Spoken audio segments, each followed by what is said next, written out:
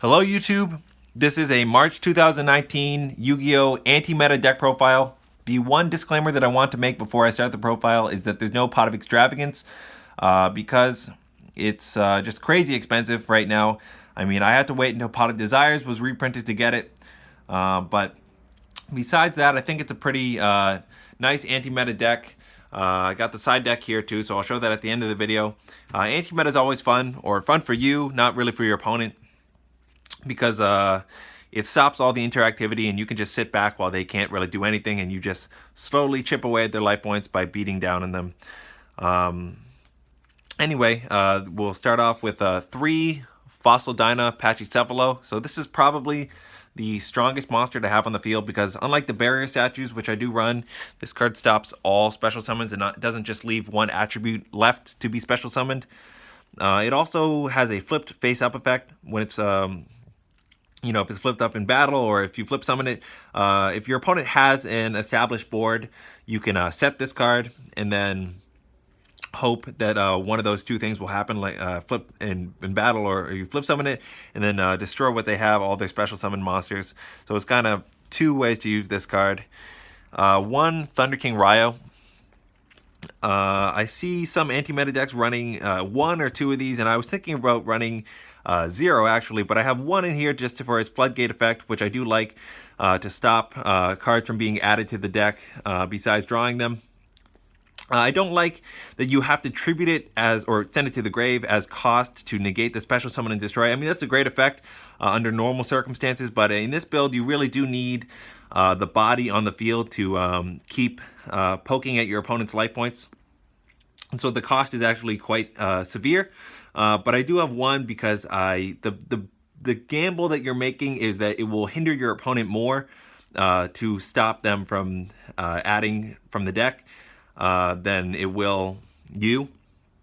And I think that that effect is slightly too good not to incorporate into the deck, and it's got a pretty high attack too, for actually very high for 4-star monsters. So I do have 1 of these guys. So to keep going with the monsters, 2 barrier statue of the Drought, going into barrier statues now. 2 abyss, so only earth, special summon, only dark. Only fire here for Inferno. Only wind, and then 1 heavens. So 2 storm winds, 1 heavens, and 1 torrent. And the ruling is with these cards that if you have multiple on the field, no monsters can be special summoned. So it's not, let's say you had torrent and heavens on the field, it's not that only light and water can both be special summoned. If you have 2 different ones, no monsters can be special summoned. So it's a complete lock. And with these monsters, I mean, there's no special summoning in the deck, and there's a lot of cards that do have special summoning restrictions in this build, but it's perfect synergy because, like I said, no special summons. The next card is an example of that. We got 3 Card of Demise for these draw spells here. So many spells and traps, and only normal summons in the deck too. So I mean, you're just gaining a lot of advantage, and you want to be setting those spells and traps, and so you don't have to discard them. And then normal summoning that 1 monster that you hopefully did draw, or if you already did normal summon, then you want to be drawing 3 spells or traps.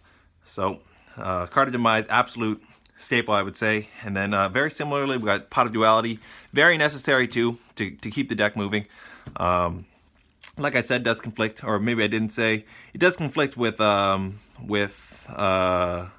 King rai-oh, but not too bad. I mean, it's really the only 1 card that does conflict with Thunder King rai-oh. And I mean, it's pretty necessary, just like Card of Demise. I mean, you need to be cycling through and thinning the deck and drawing whatever spells and traps that you can get your hands on to stop your opponent from playing. 1 upstart to keep going with the draw spells. 39 card deck, and 1 desires. Only 1 of these desires because the deck it's not intending to finish your opponent very quickly. I mean, you're, like I said, poking away at your opponent's life points, so you really need to be taking cards or drawing cards from your deck. You can't banish all of them, otherwise you will deck out. You will deck out. That's absolutely going to happen. So to keep going with the spells, 3 Moon Mirror Shield. This is a pretty necessary card for the deck. I mean, just like I do run Mirror Force and Stormy Mirror Force too. These cards, you need them for the battle, because the monsters are pretty weak, and you're not going to win in battle on your own without these support cards here. So you need to beat over your opponent and then get to their life points. So you got Moonmirror Shield for that. For some field spells, we have 2 Necro Valleys. I mean, this will shut down the graveyard, and there's no once in this deck. Once it hits the graveyard, there's no way to get it back, so it doesn't matter at all. And cards cannot be banished either. So these are actually old erratas or previous erratas of of Necro Valley. So don't really take these card texts as what it does, but cards can't be banished, and also cards can't be in the graveyard, can't go anywhere once they're in the graveyard. And it does have that Gravekeeper's effect too. But it's just like Abyss Dweller. It will just shut down the graveyard, and it doesn't hurt the deck at all, and probably will hurt your opponent unless they're running something like Pendulums. Another field spell, we have Seal of Orichalcos. This card has, it's kind of gimmicky. I mean, it just gives your monsters 500 ATK. And if you do control 2 monsters with the same, this is how I use it. I mean, if you have 2 monsters with the same ATK, then neither of them can be targeted. But if you have 2 or more monsters, the lowest one can't be targeted. But like I said, if they're the same, then neither of them can be targeted. Also, it's got a protection from card effects once per turn. But besides that, it just it is kind of a gimmick. It just buffs up your monsters. So I decided to include it. Maybe side it out. 2 Terraforming to search all these cards. Pretty obvious. I mean, I was thinking about running a Commandant for the Necro Valley, Gravekeeper's Commandant, but thought the Terraformings were enough. Then for the traps, we start off with double Stormy Mirror Force, also 2 Mirror Force too. So these cards, I mean, it is potentially said that they have been power crept, but I mean, for this strategy, I would say they're very, very important, both of these cards.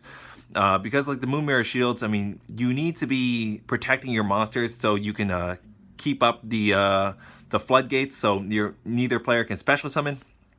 You want to have those effects on the field, and of course, if you don't have monsters, you can't attack directly, and that's really the win condition, so you need to protect your monsters. So Stormy Mirror Force, very necessary, I would say. 2 Heavy Stormduster. In a deck that shuts down everything, I mean, you shut down battle, hopefully, you shut down graveyard, you shut down special summons, you shut down effects with the Solemn Brigade, and you also shut down back row. So you got trying to hit everything here. And then like I just mentioned, we do have the Solemn Brigade. No warning in the main deck, do side it, but we've got 3 strikes and a judgment. Stopping effects and special summons. I mean, the special summons aren't happening anyway unless you don't have one of those monsters on the field. But stopping effects, absolutely critical. And the judgment just stopping everything, except for effects, actually. Now for the side deck. I do side some helmet cards. I mean, if I wanted to take out Seal of Orichalcos and just put in 1 good card, I have rai-oh for that. And similarly, I do have a Dark Hole. I mean, you can just clear the board and then go in for a direct attack the next turn by summoning 1, or if you had 1 on the field already, you destroy your opponent's board and then go summon another one and then go in for an easy 2,000 damage with 2 barrier statues. One Day of Peace, which is just another draw spell. I mean, it will give your opponent a free draw, but sometimes it's worth the risk because you can the draw spells in this deck are very important because there's no really searching in this deck. So the more draw spells you can get is actually most of the time going to be beneficial. I do have 3 Twin Twisters in here, which is just more back row removal, depending on the matchup. I mean, I know games where I have played games where you really do need. I played anti-meta, and you need to shut down your opponent's back row, and if you don't, then they have the complete edge. So in that vein, I do have Heavy Stormduster. I mean, these cards can go in so many decks. That's really pretty obvious choices, but I mean, I thought I'd side them. So keep going here. Solemn Warning. Could have mained it, but And I think it's the weakest solemn, so I put it in the side deck. I do have 2 anti-spells here, just in case I do want to side in the traps. So, I mean, depending on the matchup, I mean, if they do run a lot of spells, there's a lot of kind of restrictions with the anti-spell in this deck and conflicts because there are so many draw spells that you do want to resolve. I mean, you quickly, I mean, you want to use Card of Demise the turn that you draw it most of the time. So anti-spell can be a problem, but that's why I side it. So I have 2 lose 1 turns here. This is kind of a supplement or backup to the Barrier Statues and the Fossil Dino, because there's no special summoning. You can't activate this card unless you control no special summon monsters, so that's fine. It's why it goes in at least the side deck, but excuse me, it will stop your opponent from using their effects the turn that they special summon monsters. So it will delay the game a bit and slow down and detract from their tempo and their momentum of the game. Because even if they have, continuous or ignition effects that they can use over and over again once per turn or something, at least most of the time, or sometimes it's going to be trigger effects that happen on summon. So lose 1 turn will stop those cards from happening that turn. Also, they'll be changed to defense position, that too. But stopping those effects during the turn that they happen is usually the most important.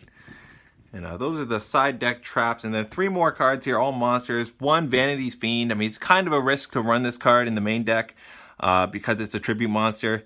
But it's just another, generic anti-meta card. Very splashable and good on its own. Good individual card that you can run. Also, last 2 cards here are both the same. I mean, kind of a not the best option, but I just really like these rarities, so I wanted to include them in the video. And they are kind of anti-meta. They're 2 Kaiku the Ghost Destroyer. As you can see, this one is secret, and hopefully you can see that actually. But then this one is parallel rare, so I'm going to take it out of the sleeve to hopefully show that. There it is. Yeah, that's so cool.